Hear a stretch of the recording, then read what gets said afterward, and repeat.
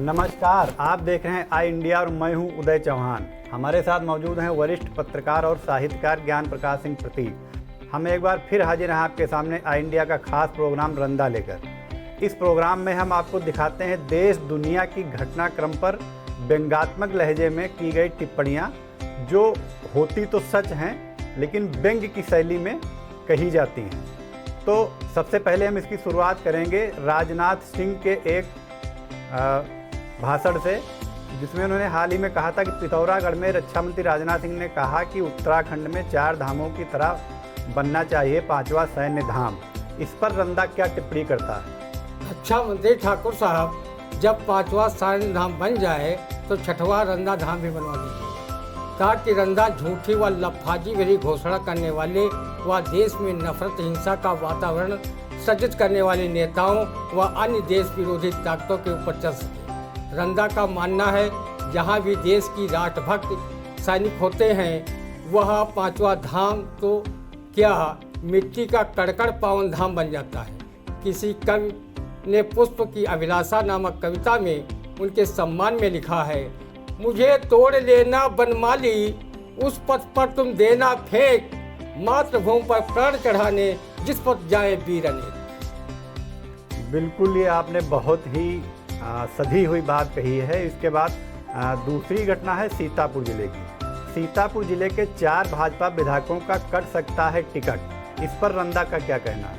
पत्रकार भी बड़ी ऊंची चीज होते हैं, जो बैठे बिठाए सत्ताई मालपुआ खा रहे भाजपा विधायकों का ब्लड प्रेशर अप डाउन कर रहे हैं। 4 भाजपा विधायकों में एक विधायक महोदय टिकट कटने का इंतजार भी नहीं किया और अपना स्वयं टिकट काट करके भाजपा से सपा में चले गए। अगर इन भाजपा नेताओं का टिकट कटा तो वो सती सावित्री की तरह अपनी पार्टी में सतीत्व न दिखाकर इस पाले की ऐसी तैसी, उस पाले की जय बोलने से नहीं चुकेंगे। बिल्कुल, इस समय सियासत में बड़ी हलचल मची हुई है। विधायक टिकट कटने को लेकर सशंकित हैं। सिटिंग विधायक जो भाजपा के हैं और वो नया ठिकाना तलाशने में जुटे हुए हैं। इस पर रंदा ने टिप्पणी की थी। तीसरा घटनाक्रम है बहराइच का। बहराइच में व्यापार प्रकोष्ठ सम्मेलन में उप मुख्यमंत्री केशव प्रसाद मौर्य ने कहा कि अखिलेश सुनो, गुंडों का खत्म हो चुका है साम्राज्य। इस पर रंदा क्या कहता है? माननीय मौर्य जी, लगता है सपाई गुंडे आपकी पार्टी में राष्ट्रवादी बनकर शामिल हो गए हैं। रंदा वैसे ही आपके पार्टी के गुंडों को अब पूज्य संत समझकर साष्टांग प्रणाम करता है। रंदा को किसी बातूनी ने बताया है कि भाजपाई गुंडों के केस वापस लेकर सरकार ने उन्हें ऊंचे पदों पर आसीन किया है। एक सर्वे रिपोर्ट में टॉप 10 अपराधी विधायकों की सूची जारी हुई है। उसमें 6 भाजपा के, 2 बसपा, 1 सपा व 1 रालोद का है। रालोद वाला भी अब पार्टी छोड़ चुका है। आपकी जगह ये बात रंदा ने किसी थाने के मुंशी से कही होती और गुंडों से छुटकारा दिलाने की फरियाद की होती तो वो रंदा के लेखक की इस कविता के भावार्थ की तरह या तो भगा देता या फिर प्रताड़ित कर हवालात दिखा देता। एक गुंडे को गुंडा कहना है तुम्हारी औकात है? गुंडे बदमाशों के बल पर ही तो ताना तैनात है। अब सफेद पोश गुंडे ही तो कानून बनाते हैं। हम तो थाली के बैंगन हैं, उनके इशारे पर लुढ़क जाते हैं। अब तुम आ ही गए हो तो तुम्हें प्रताड़ित कर बंद ना करूं तो ये कानूनन नाइंसाफी है। आज के लिए यही मुर्गा दीवान जी काफ़ी है। बिल्कुल, बहुत अच्छा व्यंग्य था ये। हम आगे बढ़ते हैं प्रोग्राम को लेकर के। महंगाई के विरोध में हर गांव कस्बे में कांग्रेस ने निकाली पदयात्रा में शामिल हुए अखिल भारतीय महाराजा छीतापासी संस्थान के प्रदेश अध्यक्ष महेश राजवंशी। डॉक्टर महेश राजवंशी ने अगर कांग्रेस की पदयात्रा में शामिल होकर महंगाई का विरोध किया है तो समझो आने वाले दिनों में महंगाई ऐसे छूमंतर हो जाएगी जैसे गधे के सिर से सींग। लगता है कि रंदा भी डॉक्टर महेश के महंगाई वाले विरोध के बाद टका शेर भाजी, टका शेर खाजा खरीद पाएगा। इस पदयात्रा के पूर्व वर्षों में डॉक्टर महेश सपा, बसपा, भाजपा जैसे कई दलों के स्टार प्रचारक रह चुके हैं। अब बूढ़ी कांग्रेस को संजीवनी पिलाने में जुटे हुए हैं। डॉक्टर महेश को रंदा की नेक सलाह है कि अब जब महंगाई के विरुद्ध कांग्रेस की किसी भी पदयात्रा में शामिल हों तो साथ में ढोल मंजीरा लेकर तरन्नुम में गाते हुए जरूर निकलें, जिसका प्रभाव जनता पर ज़्यादा पड़ेगा। विदेशवा में पिया जो कमात हैं, महंगाई डाइन खाए जाते हैं। या फिर वो ये कविता की पंक्तियाँ भी पढ़ सकते हैं। दिन दिन बढ़े महंगैया मैं का करूं, दीन दयाल बिरद संबारी, छूट पड़े चौपैया मैं का करूं, दिन दिन बढ़े महंगैया मैं का करूं। बहुत सुंदर आपने ये व्यंग्य किया है महंगाई पर, चूँकि महंगाई इस समय एक ज्वलंत मुद्दा है, हर वर्ग महंगाई से परेशान है। हम आगे बढ़ते हैं रंदा के प्रोग्राम में।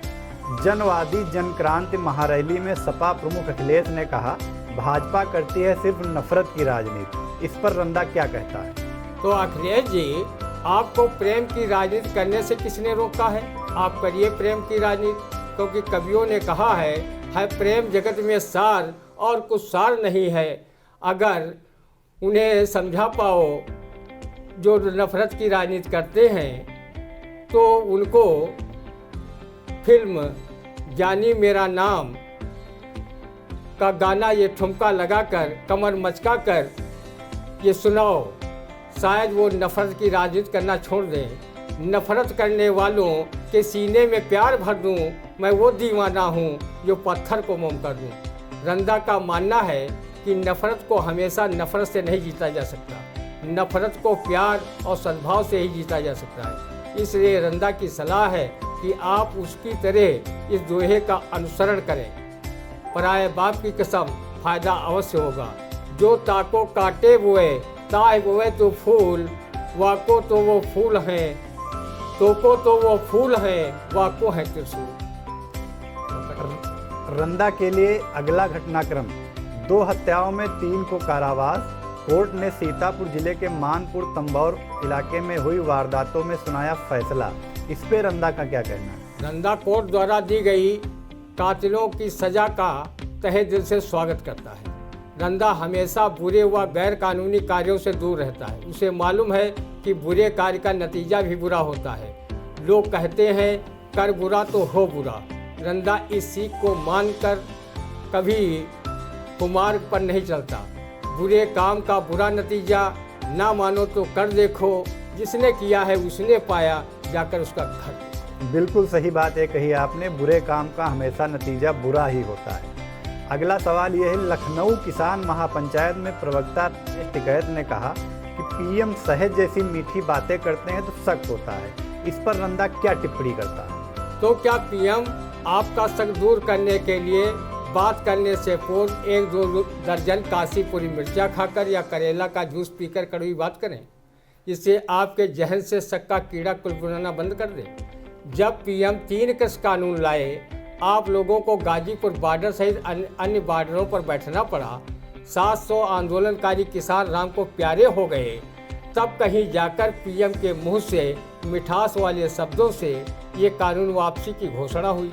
टिकैत जी, अगर 5 राज्यों के चुनाव न होते तो मन की बात वो कभी नहीं कहते।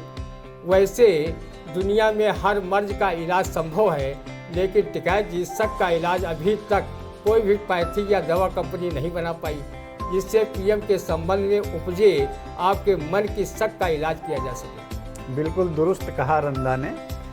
अगली हम घटनाक्रम की तरफ में बढ़ते हैं। छुट्टा जानवरों के लिए बनेंगे 5 लाख आश्रय स्थल।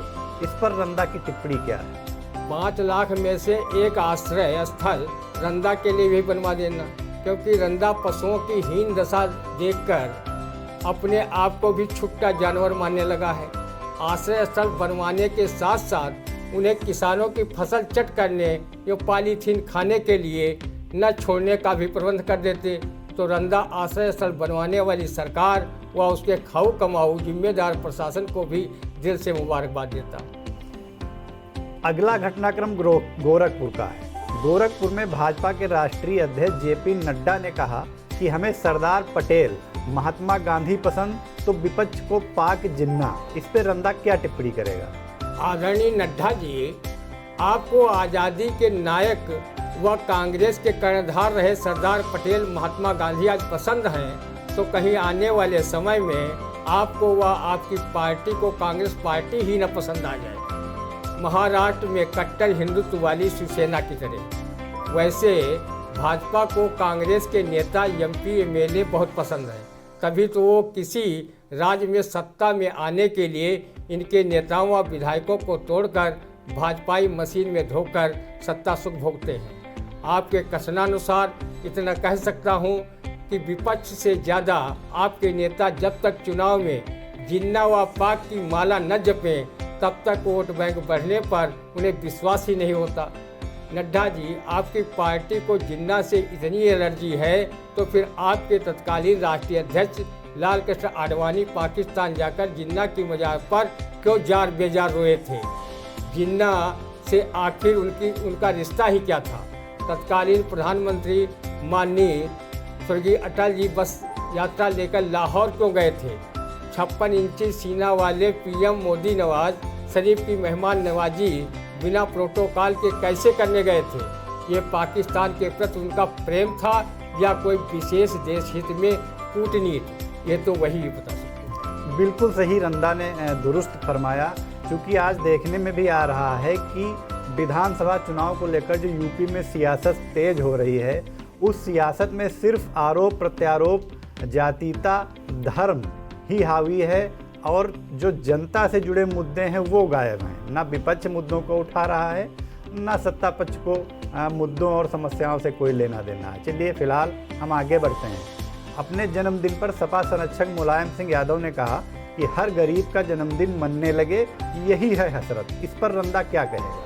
रंदा नेताजी के जन्म दिवस पर दीर्घायु की कामना करते हुए उनके इस जज्बात की तहे दिल से प्रशंसा करता है। रंदा, नेताजी अगर आपकी जगह पर होता तो वो सिर्फ गरीबों के जन्मदिन मनने की हसरत ही नहीं पालता, बल्कि सैफई परिवार की तरह हर गरीब परिवार में जन्म लेने वाले बच्चों को भविष्य में विधायक, सांसद, मंत्री, मुख्यमंत्री, रक्षा मंत्री तक बनने की कामना करता। बिल्कुल दुरुस्त फरमाया। सीतापुर के एक कार्यक्रम में उप मुख्यमंत्री दिनेश शर्मा ने कहा कि चुनाव में मुद्दा विहीन है विपक्ष। इस पर रंदा क्या कहेगा? आदरणीय शर्मा जी, विपक्ष मरघिल्ला टाइप का न होता तो आज आपकी पार्टी न सत्तासीन होती, न ही आप उप मुख्यमंत्री के पद पर आसीन ही होते।